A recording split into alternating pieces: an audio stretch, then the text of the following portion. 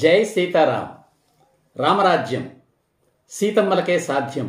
Male rule fail, female rule hail. ఇది ఒక నూతన సిద్ధాంతం. గతాన్ని మార్చలేము, భవిష్యత్తును మార్చుకుందాం. శ్రీ సీతారామ ధర్మ ప్రచార క్షేత్రం. ఇది ఒక నూతన సైద్ధాంతిక ఉద్యమం. ఇది ఒక నూతన సైద్ధాంతిక ఉద్యమ ఛానల్. ఈరోజు ప్రొద్దున్నే పేపర్లో వచ్చిన ఒక వార్త నా మనసును కలచివేసింది. హైదరాబాద్లోని ఉప్పల్ సాయిరాం నగర్లో నివసిస్తున్న వృద్ధ దంపతులు దూర్వాసుల సత్యనారాయణ శాస్త్రి 60 సంవత్సరాలు, భార్య జగదీశ్వరి 56 సంవత్సరాలు. నిజానికి వారు మరీ వృద్ధులేమీ కాదు, కానీ ఒంటరితనం, అనారోగ్యాల కారణంగా ఆత్మహత్య చేసుకున్నారు అని. ఆయన ఎన్టీపీసీ విశ్రాంత ఉద్యోగిట.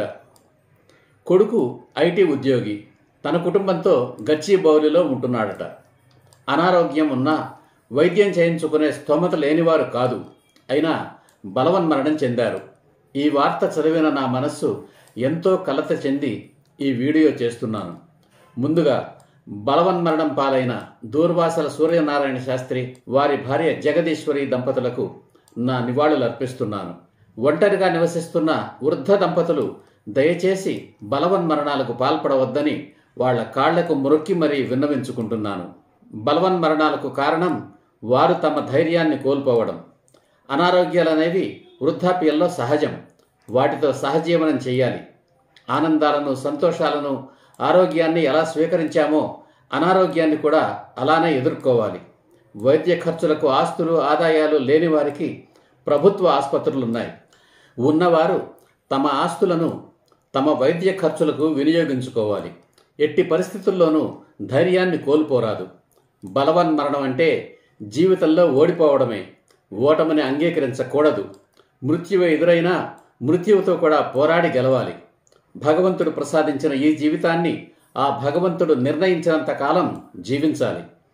ధైర్యంతోనూ పిరికితనంతోనూ ముందుగా ఆ జీవితాన్ని అంతం చేసుకునే హక్కు మనకు లేదు. అంతేకాదు, వృద్ధులు బలవన్మరణం కారణంగా తమ సంతానానికి సమాజంలో గౌరవం కోల్పోయే అవకాశం కల్పించకండి. వాళ్ళ కోసమే కదా మనం ఇన్నాళ్ళు శ్రమించింది. ఇన్నాళ్ళ శ్రమను బూడిదలో పోస్తారా?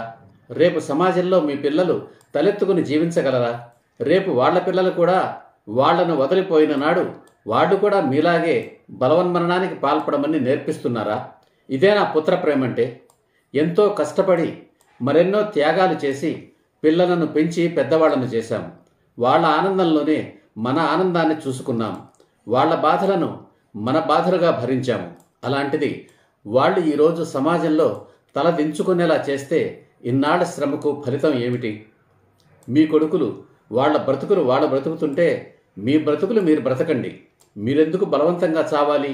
వాళ్ళు మిమ్మల్ని వదిలి బయటికి వెళ్ళి నివసిస్తున్నారు అంటే దానికి కారణం మీరేనేమో ఒకసారి ఆలోచించండి. మీరు మీ తల్లిదండ్రులను విడిచి మీ బ్రతుకు తెరువు కోసం బయటికి రాలేదా? మీరు మీ తల్లిదండ్రులను మీతో పాటే ఉంచుకున్నారా? వాళ్ళ బాగోగులు చివరిదాకా మీరే చూశారా?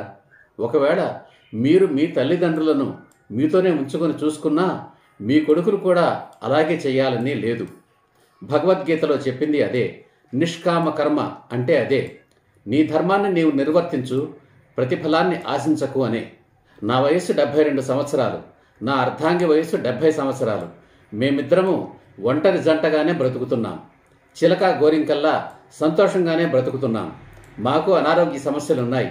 వాటిని సమర్థంగా ఎదుర్కొని బ్రతుకుతున్నాం. మేమే కాదు, మా పెద్ద కొడుకు, పెద్ద కోడలు కూడా ఒంటరి జంటగానే బ్రతుకుతున్నారు. మాకు 2 కుమారులు. వాళ్ళ సంసారాల కోసం వాళ్ళ తిప్పలు వాళ్ళు పడుతున్నారు. మేము బ్రతకడానికి వాళ్లకు తోచిన సహాయం మాకు అందిస్తున్నారు. చాలు. మాలాగా మీలాగా ఎంతమంది ఉన్నారో వాళ్ళందరికీ బలవన్మరణాలే పరిష్కారమా? కాదు, కాదు, కాదు. అందుకే ఈ ఛానల్ ప్రారంభించాను. ఈనాడు మనకు ఎదురైన ఒంటరితనం రేపు మన పిల్లలకు రాకూడదనే సత్సంకల్పంతో ఈ ఉద్యమాన్ని ప్రారంభించాను. గతాన్ని మార్చలేము, భవిష్యత్తును మార్చుకుందాం అని ప్రతి వీడియోలో చెబుతున్నాను. గతం అంటే మనము, మనబోటి వాళ్ళు. భవిష్యత్తు అంటే మన పిల్లలు, వాళ్ళ పిల్లలు. నిజానికి ఈ సమస్యకు ప్రభుత్వమే పరిష్కారం చూపాలి. వృద్ధుల సంరక్షణకు అవసరమైన చట్టాలను చెయ్యాలి. ఓటు వేయడం మీ కర్తవ్యం అని ప్రచారం చేస్తుంది, కానీ ప్రభుత్వం మీ తల్లిదండ్రులను మీతోనే ఉంచుకోవడం మీ కర్తవ్యం అని ప్రచారం చెయ్యదు. నిజానికి తల్లిదండ్రులను నిర్లక్ష్యం చేయడం దేశద్రోహమే. అది ఎలాగ వివరిస్తాను. దైవభక్తికి పరాకాష్ఠ దేశభక్తి అని, దేశభక్తికి మూలం దైవభక్తి అని నా వీడియోలో చర్చించాను. ప్రతి వీడియోలోనూ మళ్ళీ మళ్ళీ చెబుతున్నాను. దైవభక్తి లోపించినా పర్వాలేదు, దేశభక్తి లేకపోతే భవిష్యత్తు లేదు అని కూడా చర్చించాను. మాతృదేవోభవ పితృదేవోభవ అని మన హిందూ మతం ఘోషిస్తోంది. అలాంటి దైవ స్వరూపులైన తల్లిదండ్రులను ఒంటరిగా వదిలివేయడం అంటే దైవభక్తి లేనట్లే కదా. మాతృదేవతను ప్రేమించిన వాడు మాతృదేశాన్ని ఎలా ప్రేమిస్తాడు? దేశం అంటే మట్టి కాదు, మనుషులు. దేశంలోని మనుషులను ప్రేమించకపోవడం దేశాన్ని ప్రేమించకపోవడమే, అంటే దేశద్రోహమే. దేశద్రోహులు నానాటికి పెరిగిపోతున్నారు. స్వార్థపరులు పెరిగిపోతున్నారు. ఎలక్షన్లకు ముందు ఎవడు డబ్బు పంచితే వాడికే ఓట్లు వేస్తున్నారు. ఎలక్షన్ల తర్వాత ఎవడు ఉచితాలు పంచుతానంటాడో వాడికే ఓట్లు వేస్తున్నారు. ఆ పంచే డబ్బు ఎక్కడి నుంచి వస్తుందో ఆలోచించరు. చదువుకున్న వాళ్ళు, డబ్బున్న వాళ్లే ఆలోచించడం లేదు. చదువుకోని వాళ్ళు, పేదవాళ్ళు ఎలా ఆలోచిస్తారు? తల్లిదండ్రులను ఒంటరిగా, అనాథలుగా, దేశానికి భారంగా దేశం మీద వదిలిపెట్టడం దేశద్రోహంగా, శిక్షార్హమైన నేరంగా పరిగణిస్తూ చట్టం చేయాలి. అలాగే అటువంటి కొడుకులకు వారి తల్లిదండ్రుల ఆస్తులు దక్కకుండా వాటిని ప్రభుత్వమే స్వాధీనం చేసుకోవాలి. ఆ సొత్తును అనాథల కోసం ఖర్చు చేయాలి. అది ఎలాగూ జరిగేది కాదు. అందుకనే నా కృత సిద్ధాంతంతో ఈ ఛానల్ను ప్రారంభించాను. మనమంతా గతం, మన పిల్లలు భవిష్యత్తు. మన పరిస్థితి మన పిల్లలకు రాకుండా ఉండాలని ఈ ఉద్యమాన్ని ప్రారంభించాను. ఇక్కడ మరో రహస్యాన్ని గమనించాలి. తల్లిదండ్రులను ఒంటరిగా వదలడం అనేది మగపిల్లలను కన్నవారికే జరుగుతుంది. ఆడపిల్లలను కన్నవారికి జరగదు. వాళ్ళు చక్కగా తమ పిల్లలతో కలిసే ఉంటారు. అంటే మన వృద్ధ జనాభాలో సగం మంది తమ పిల్లలతో కలిసే ఉంటున్నారు. అది ఎంత సంతోషకరం! వాళ్లను చూసి మనం సంతోషిద్దాం. వాళ్లకు కూడా మన కర్మ పట్టనందుకు వాళ్లను అభినందిద్దాం. వాళ్లను చూసి అసూయ పడవద్దు. తనకు లేదని ఏడిస్తే ఒక కన్ను పోయింది, ఎదుటివాడికి ఉందని ఏడిస్తే 2 కళ్ళు పోయాయని సామెత. అందుకే నేను అందరితోనూ చెబుతుంటాను, కంటే ఆడపిల్లలనే కనండి అని, వీలైనంతమంది పిల్లల్ని కనండి అని.